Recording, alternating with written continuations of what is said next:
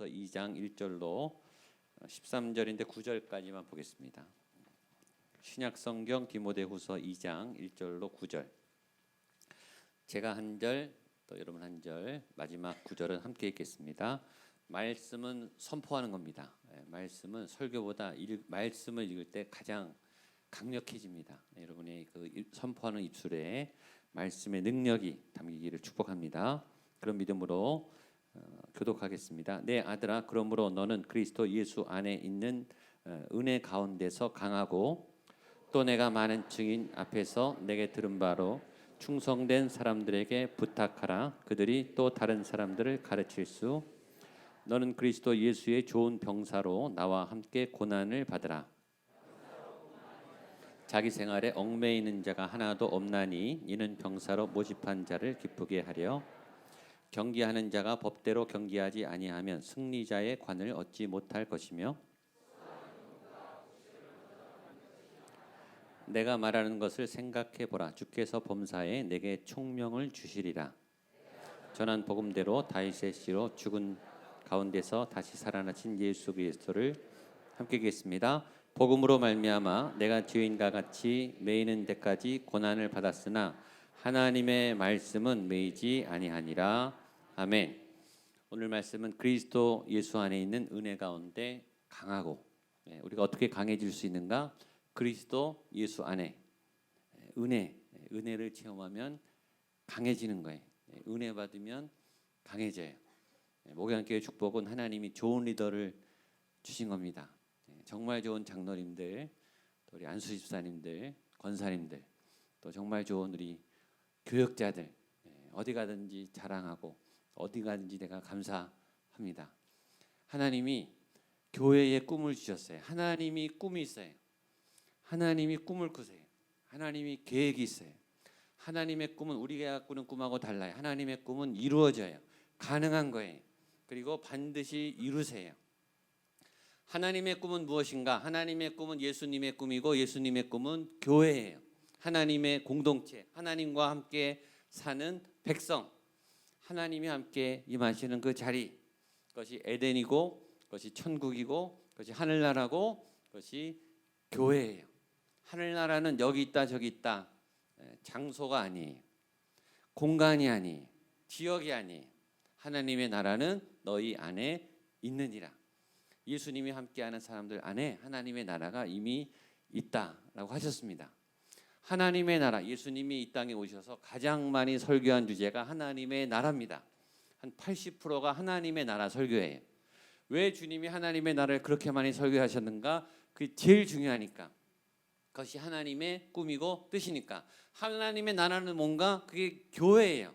하나님과 그의 백성이 함께 하나님의 생명력을 가지고 살아가는, 죄를 짓지 않는, 죄를 이기는, 죽지 않는, 죽음을 두려워하지 않는, 죽어도 사는, 이 땅의 빛처럼 당당하게 살아가는, 이 땅의 고개를 뻣뻣이 들고 보란듯이 멋지게 아름답게 영광스럽게 살아가는 그런 하나님의 백성, 그 교회, 그 꿈입니다.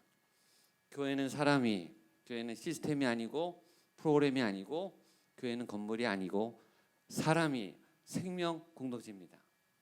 그 교회의 생명은 리더들에게 달려 있어요. 그 교회의 리더가 어떤 리더인가? 그 교회 리더의 그릇이 얼만큼 큰가? 그 교회 리더의 영성이 얼마나 깊은가? 그 교회 리더들의 믿음이 얼마나 성장했는가? 이에 따라 공동체가 담깁니다. 리더의 사이즈가 굉장히 중요합니다.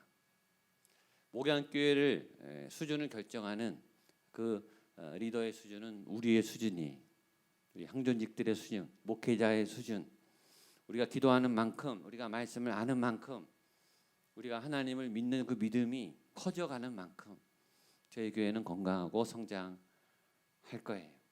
그래서 그 수준을 높이셔야 돼요. 깊이를 파셔야 돼요. 훈련하셔야 되고 말씀을 먹으셔야 되고 또 기도에 무릎을 꿇으셔야 하죠. 넓혀가는 일은 쉽지 않습니다. 아침에 설교했지만 팽창하는 거, 가속하는 거, 뻗어 나가는 일은 어떤 엔진이 필요해요. 힘이 필요합니다. 힘이 없으면 못합니다. 그리고 그 뻗어 나가는 힘은 그냥 생기지 않아요. 예수님이 제자 훈련을 하셨어요. 제자를 뽑고 3년간 훈련을 하셨어요. 12명에게 집중하셨어요. 가르치고 또 가르치고 또 가르치고 실습하시고 이론과 실기를 병행해서 반복적으로 도전하셨어요. 한 번에 되지 않습니다. 어떻게 첫 번부터 잘하겠습니까? 어떻게 실수를 안 하겠어요? 우리가 사람인데 실수하고 연약하지만 그래도 계속 가는 겁니다. 그래서 이 교회에 우리 목양교회에 놀라운 평신도 리더들이 정말 좋은 장로님들이 기도에 능력이 있는 우리 권사님들이 설교도 할 수 있고 복음을 전하고 영접도 하고 영혼을 구원할 수 있는 우리 안수 집사님들이 이 교회에 불같이 일어나게 되기를 축복합니다. 여러분 알겠지만 한국 교회는 굉장한 심각한 위기 가운데 빠졌어요. 특별히 금년에 곤두박질 치고 있어요. 많은 이유가 있겠지만 세대 교체 자꾸 이 바톤 터치가 잘 안 되는 거예요. 일대 목사님들 교회를 개척하고 교회를 잘 세운 우리 목사님들이 목회를 잘 하셨어요.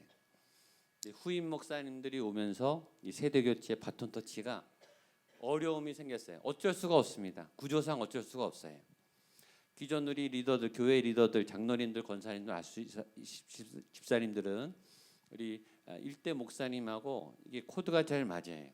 그렇게 사역을 몇십 년을 해오셨기 때문에 문화가 맞아요. 영적 한라가 맞아요. 새로운 젊은 목회자가 새로 담임 목사님으로 왔기 때문에 그분의 목회 성향, 그분의 신앙, 또 그분은 새로운 세대이기 때문에 당연히 불협화음이 됩니다. 또 미숙하죠. 경험이 적어요. 그 교회를 맡아서 인도해 본 경험이 없기 때문에 실수가 많아요. 적응 기간이 필요합니다. 그것이 잘 맞지 않으면 갈라지죠. 상처를 받아요. 서로 상처를 받아요. 그런 교회들이 지금 점점 많이 생겨나고 있습니다. 리더가 그래서 중요하죠. 담임 목회자 한 명이 바뀌면 교회가 생명이 왔다 갔다 해요. 부서에 한 리더가 바뀌면 그 부서에 위기가 올 수 있어요. 한 사람의 리더는 그렇게 굉장히 중요합니다. 목양교회는 얼마나 감사한지 모릅니다. 우리 선임 목사님이 너무 잘해 주셨고 바톤 터치가 잘 됐고 여기에는 우리 항존직들의 순종이 있었어요. 새로운 일을 주저하지 않고 함께 시도하고 또 옛것을 잘 보존해 나가면서 했던 좋은 팀워크가 있었어요. 어찌 그 일이 쉬웠겠습니까? 저에게 많은 리더들이 맞춰주셨어요. 장로님들이 거의 100% 제가 안을 제시하면 다 밀어주셨어요. 제가 어떻게 다 완벽하게 계획을 세웠겠어요? 제가 왜 실수하지 않았겠어요? 제가 왜 미숙하지 않았겠어요? 믿어주시고 따라와 주셨어요. 많은 교회들이 제 교회를 부러워합니다. 또 많은 분들이 새롭게 오셔서 정착이 됐어요. 지금은 전에 교인들보다 새로 오신 교인들이 훨씬 더 많습니다. 또 새로 계속 오고 계세요. 아름다운 바톤 터치, 리더십의 성숙도에 달려 있습니다. 이제는 제가 온 다음에 등록하신 분들이 이제는 항존직이 세워지는 시대가 됐습니다. 이 말은 뭐냐면 제가 올 때 오셨던 분들도 이제는 새 가족이 아닌 거예요. 이제는 교회에 자리를 잡고 중심에 선 리더십이 됐다는 것입니다. 저는 새로운 시도를 많이 하는 편이에요. 또 하고 싶은 게 굉장히 많아요. 근데 새로운 거를 시작하려고 할 때마다 얼마나 고민하는지 모릅니다. 얼마나 두려운지 몰라요. 얼마나 망설이는지 몰라요. 그래서 교역자들하고 며칠을 고민하고 또 장로님들하고 계속 고민합니다. 제일 쉬운 거는요, 하던 대로 하면 돼요. 작년에 했던 거 또 하면 됩니다. 그럼 제일 편해요. 있던 대로 그냥 가면 됩니다. 잘하는 사람 시키면 됩니다. 그것처럼 쉬운 게 어디 있어요? 그냥 안정되게 가면 되죠. 그러나 우리가 아는 사도행전 교회는 그러지 않았어요. 하나님이 변화를 주도하셨고 사도들이 따라갔고 교회는 당황스러웠지만 사도들은 놀랐지만 그러나 그 말씀을 따라 성령의 인도함을 따라 순종했습니다. 이런 아름다운 사도행전적인 건강한 예수님의 교회가 우리 목양교회가 되기를 축복합니다. 그런 말씀을 따라가는 주님의 구름 기둥과 불 기둥을 따라가는 리더십들이 될 수 있기를 주님의 이름으로 축복합니다. 우리 먼저 기존 리더들에게 부탁을 드립니다. 개인 영성이 너무 중요해요. 개인 예배, 개인 큐티, 기도 생활. 내 믿음이 매일매일 자라는가? 내 믿음이 작년에 비해서 자라고 있는가? 여러분의 믿음이 건강하게 자라게 되기를 주님의 이름으로 축복합니다. 그러려면 여러분하고 싸워야 돼요. 내가 익숙한 사역, 내가 익숙한 예배, 내가 잘하는 말씀, 내가 잘하는 사람에 안주하시면 안 돼요. 그건 편해요. 그건 쉬워요. 그건 잘하는 거예요. 그러나 거기에 안주하지 말고 새로운 사역, 새로운 사람, 새로운 도전, 새로운 말씀, 새로운 은혜를 갈망하고 사모하게 되시기를 축복합니다. 기존의 친한 분들, 동역자들 좋은 관계를 잘 유지하세요. 그것도 굉장히 중요해요. 그러나 새로운 분들을 맞이하고 찾아가고 만나고 예수님 말씀대로 양육하고 세워주는 일을 게을리하지 않게 되기를 축복합니다. 제가 그래서 4가지를 열어라 이렇게 부탁하고 싶어요. 첫 번째, 마음을 여시고, 두 번째, 손을 여시고, 먼저 악수를 청하세요. 세 번째, 입술을 여시고 인사하시고, 네 번째, 지갑을 여시고. 첫 번째 뭐라고요? 마음을 열고, 두 번째 손을 열고, 세 번째 입술을 열고, 네 번째 지갑을 열고. 지갑을 제일 크게 해주셔서 감사합니다. 지갑을 여는 요령이 있습니다. 첫 번째, 빨리 열어야 돼요. 머뭇거리시면 안 돼요. 리더들은 지갑을 신속하게 여셔야 돼요. 두 번째, 안 보이게 여셔야 돼요. 내가 산다 이렇게 티내지 마시고 조용히 계산하세요. 그게 멋있어요. 그게 리더예요. 세 번째, 지갑을 열 수 있는 재정의 능력을 달라고 기도하세요. 반드시 주실 줄로 믿습니다. 저희 교회는 이렇게 겸손한 분이 많으세요. 그래서 이렇게 먼저 다가가기 쑥스러워하는 리더들도 꽤 많으신데, 많은 새가족들이 저희 교인들이 밝다고 되게 좋아하시고 먼저 인사해 준다고, 그래서 교회 등록하시는 분이 굉장히 많습니다. 마음을 열고, 손을 열고, 입술을 열고, 그리고 지갑을 열어 새로운 가족들을 맞이해 주시기를 축복합니다. 새로운 분들에게 부탁을 드립니다. 리더가 내민 손을 외면하지 말아 주십시오. 그 손을 잡아 주십시오. 그 리더도 용기를 내서 손을 내민 거예요. 그 리더도 쑥스럽지만 용기를 낸 겁니다. 결코 쉽게 내민 손이 아닙니다. 그 손을 외면하지 말아 주십시오. 두 번째, 새로운 분들은 기존 교회에 익숙하세요. 기존 교회, 본인의 교회 문화에 굉장히 익숙하세요. 그래서 저희 교회 새로 오면은 차이가 있어요. 사실은 안 좋은 게 잘 보이세요. 그리고 어색한 게 잘 보이세요. 그럼 자꾸 뒤로 물러나게 돼요. 새롭게 오셨기 때문에 새롭게 정착하려고 노력해 주시기를 축복합니다. 새로운 도전, 새로운 은혜, 새로운 말씀. 하나님이 왜 인도하셨겠는가? 이유가 있죠. 기존의 틀을 깨고, 신앙의 그런 틀을 깨고 하나님을 향해 새롭게 도전하는 목양교회 함께 한 배를 타고 나가게 되기를 축복합니다. 오늘은 디모데후서 말씀입니다. 제가 여러 번 디모데후서 말씀을 전했는데, 제가 디모데후서를 특히 좋아하는 이유는 바울의 마지막 서신이기 때문입니다. 바울이 이 서신을 쓰고 죽었습니다. 유언과 같은 책입니다. 한 시대를 아울렀던, 그리고 기독교 2000년 역사의 틀을 세웠던 신학의 기초, 대사도 바울 선생님이 마지막 유언으로 남긴 마지막 글입니다. 유언은 아무리 청개구리 같은 자식도 듣잖아요. 마지막 유언은 좋은 말, 꼭 필요한 말을 남기게 돼 있습니다. 그런데 이 바울이 죽어가면서 이 교회 상황에 굉장히 안 좋은 4가지 위기가 있습니다. 첫 번째는 그 당시에 이단이 횡행했어요. 기독교가 막 팽창하면서 이단도 막 팽창했어요. 기독교를 핍박하는 세력도 있었지만 기독교를 살짝 바꾼 그런 이단들도 막 커져가고 있었어요. 지금하고 비슷하죠. 큰 이단은 유대 율법주의입니다. 하나님은 믿지만 예수님은 안 믿는 유태인들. 그들은 기득권 세력이고 율법을 갖고 있고 제사를 갖고 있었고 할례를 갖고 있었던 강력한 조직입니다. 아주 적극적으로 반대했고, 두 번째는 영지주의라고 하는 이단입니다. 영지주의는 이성주의자예요. 설명이 안 되고 설득이 안 되고 말이 안 되면 안 믿는 거예요. 하나님의 말씀에 오해가 있고 예수님의 말씀이 모순이 있다 그러면 안 믿는 거예요. 그리고 굉장히 영적으로 교만한 쾌락주의자들이 영지주의자들입니다. 그런데 이것이 사회에 설득력이 있어서 굉장히 퍼져나갔어요.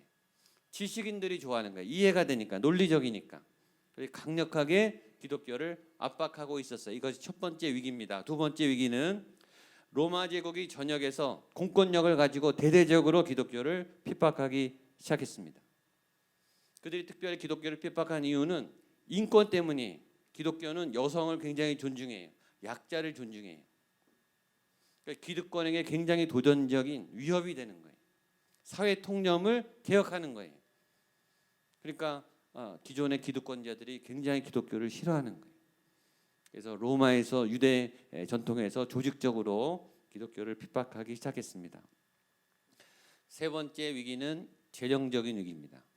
교회가 폭발적으로 부흥했는데 특별히 기독교 교회 예수님을 믿는 분들이 가난한 분들이 많고 소외된 분들이 많으니까 이웃을 돕는데 구제하는데 비용이 굉장히 많이 나갔어요. 그러니까 교인들이 많이 올수록 교회가 적자한 거예요. 재정적으로 굉장히 어려움이 많았어요. 재정이 필요한데 교회 재정적인 어려움이 있었습니다. 네 번째 위기는 바울의 순교가 코앞에 있다는 거예요. 사람들이 믿고 의지했던 그 영적 리더가 이제 순교의 위기 앞에 있습니다. 바울은 지금 죽어가고 있어요. 곧 죽을 날이 멀지 않았어요. 바울이 전도했던 많은 교회, 수많은 교회, 1차, 2차, 3차 전도여행을 하면서 세웠던 많은 교회들이 테러를 당하고 잡혀가고 이단이 들어오고 기독교 교리의 기초가 붕괴되고 그런 소리가 막 들리고 있는 거예요. 바울의 가슴이 메어지죠. 그런데 자기는 지금 죽어야 되는 거예요. 그런 안타까운 심정으로 쓴 책이 디모데 후서입니다. 그래서 이 디모데에게 아들 같은 디모데에게 유언을 남기는 겁니다. 우리 1절 2절 말씀 보겠습니다. 시작. 내 아들아, 그러므로 너는 그리스도 예수 안에 있는 은혜 가운데서 강하고 또 내가 많은 증인 앞에서 내게 들은 바를 충성된 사람들에게 부탁하라. 그들이 또 다른 사람들을 가르칠 수 있으리라. 일단 바울은 결혼 안 했으니까 아들이 없죠. 근데 아들아, 아들 같은 제자야, 아들 같은 동역자야, 아들만큼 사랑스러워 내가 너무나 아끼는 눈에 넣어도 안 아픈 내 아들 같은 디모데 목사님, 내가 부탁합니다.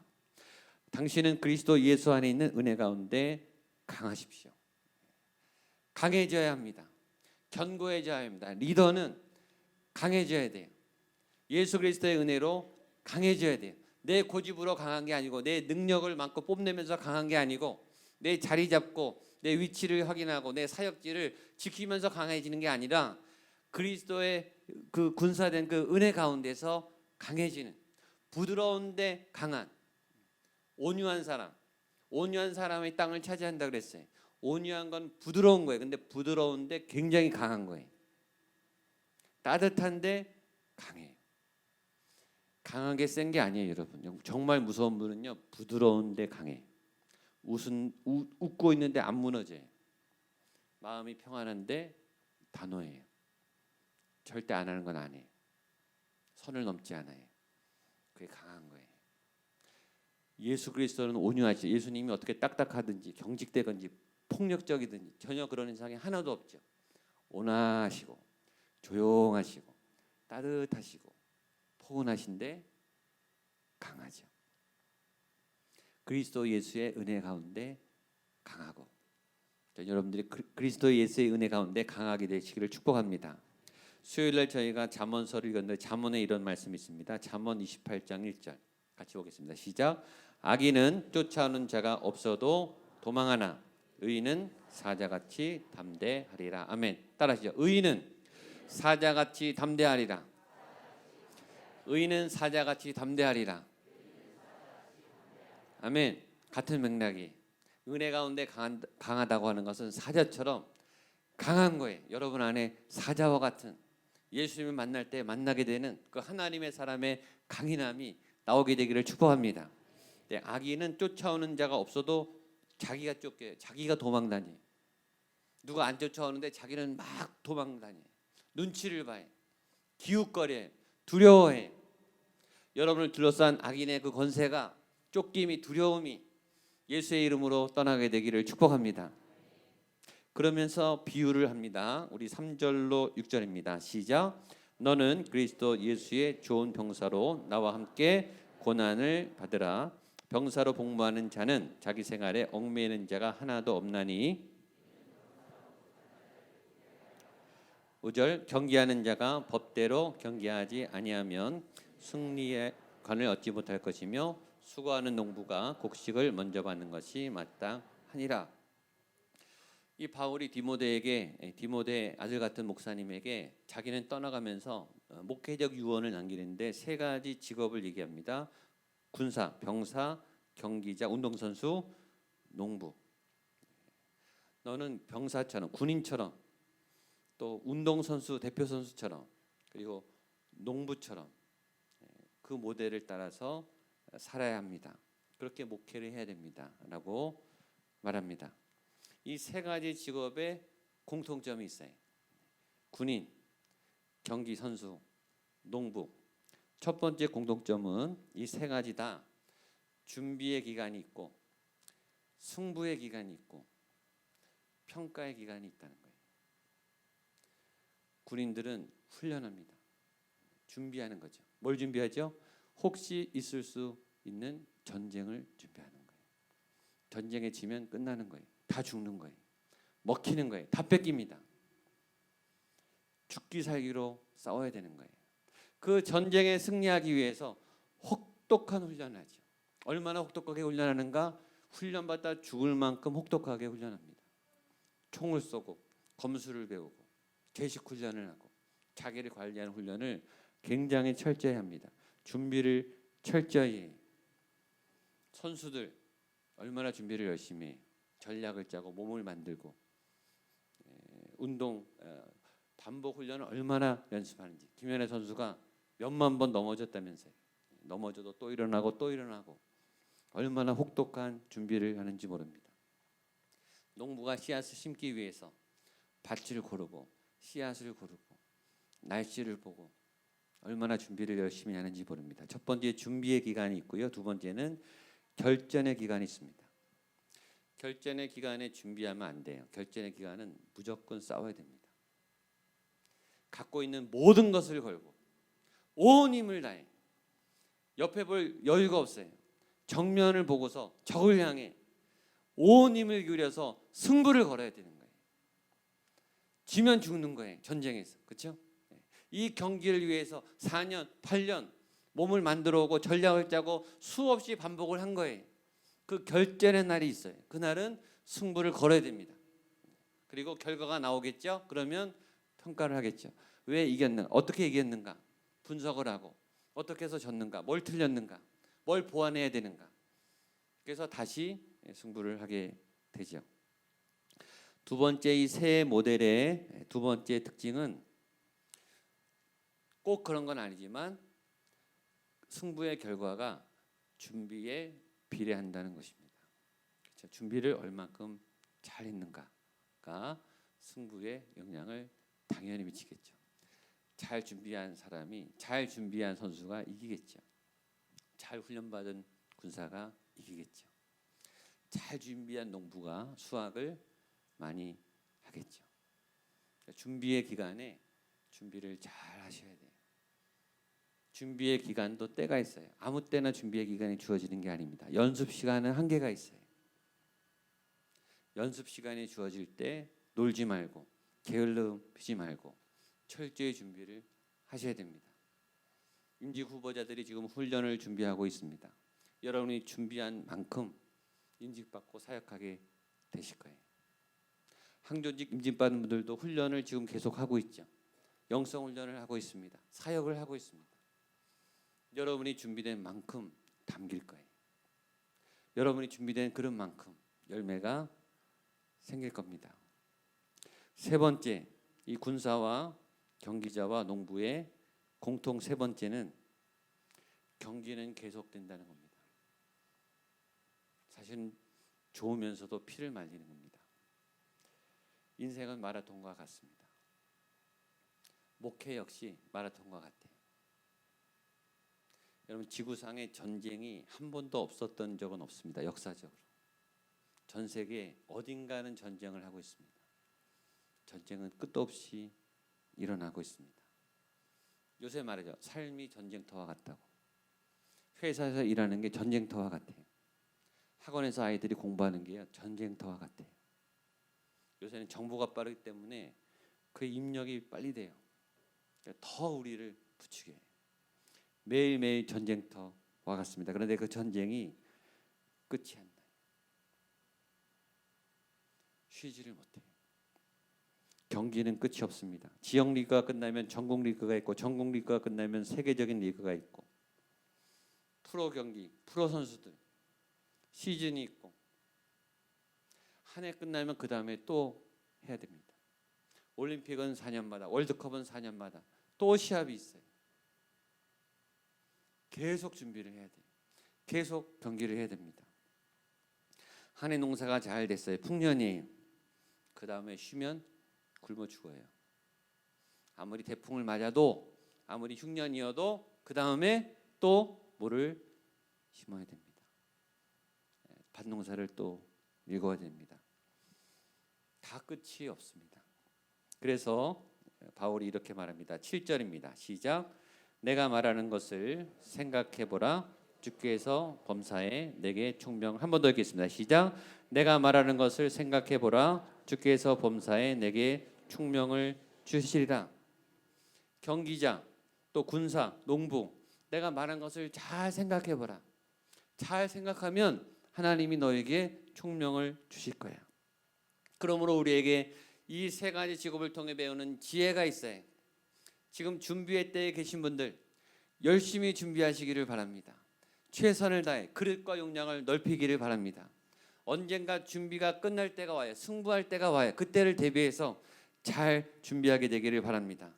지금 승부의 때이신 분들, 지금 싸워야 되는 분들, 지금 시험을 봐야 되는 분들, 최선을 다해 있는 힘을 다해 뒤돌아보지 말고, 옆 사람에게 도움 청하지 말고 승부를 거세요. 온 힘을 쏟으세요. 전심전력을 다하세요. 그때 내가 후회 없이 싸웠다, 승패에 관계없이 온 힘과 능력을 다해 하나님의 도움을 얻어 그 현장을 지키고 승부를 걸게 되기를 축복합니다. 그리고 싸워 이기게 되기를 축복합니다. 세 번째, 경기는 계속됩니다. 지금 실패하셨습니까? 넘어지셨습니까? 쓰러지셨습니까? 막막합니까? 경기는 계속됩니다.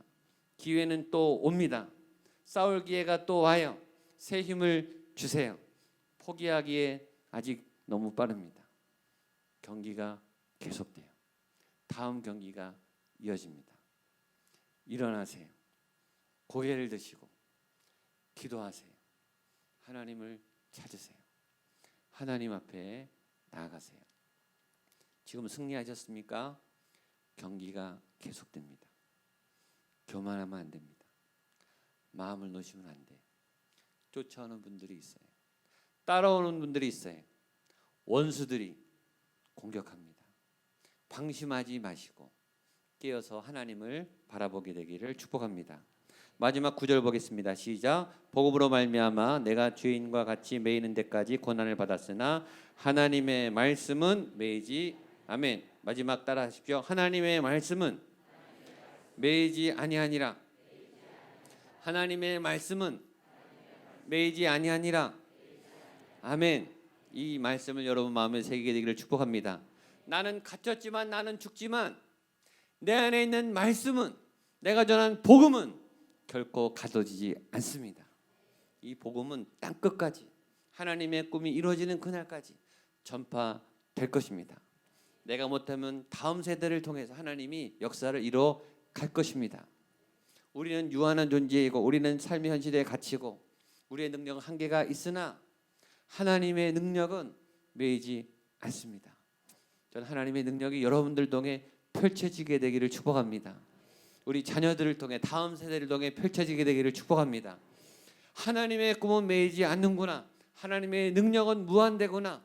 하나님의 역사는 무한히 뻗어 나가는구나. 나를 통한 이 믿음의 바톤이 다음 세대, 다음 리더를 통해 더욱더 번져 가는구나.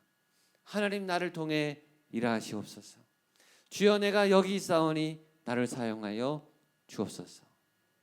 나는 꺼져가는 등불과 같은 안개 같은 존재지만 나 같은 죄인을 살리시고 나를 사랑하시고 나를 천국 복음으로 변화시키는 그 주님을 따라가는 그 삶은 나는 포기하지 않겠습니다. 나는 떠나지만 나에게 선 하나님의 말씀은 영원할 겁니다. 그런 흔적을 남기고 바울은 떠납니다. 바울은 떠나지만, 바울은 죽었지만, 바울은 감옥에 갇혔지만 그의 정신은, 그의 믿음은 2000년이 지나도록 우리의 영혼을 지금도 살려요. 사람은 떠나고 리더는 떠나지만 그의 영혼은, 그의 살았던 삶은 계속 울림을 줘요. 저는 저에게 리더들이 그런 리더들이 되기를 축복합니다. 자리에 그분이 없는데 남아있는 사람들이 그분의 모습을 보면서 울림이 되는 거예요. 그때 그분이 이렇게 사역했지. 그때 그분이 이렇게 나를 사랑해줬지. 그때 그 위기에 이분은 이렇게 기도했지. 그분의 사랑을 닮아가야지. 그분의 헌신을 본받아야지. 여러분이 떠난 그 뒷자리가 아름답게 되기를 축복합니다.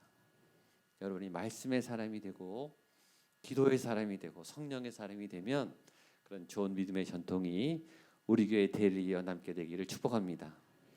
청년들을 보면 얼마나 기분이 좋은지 몰라요. 그 전통이 지금 막 흘러가고 있어요.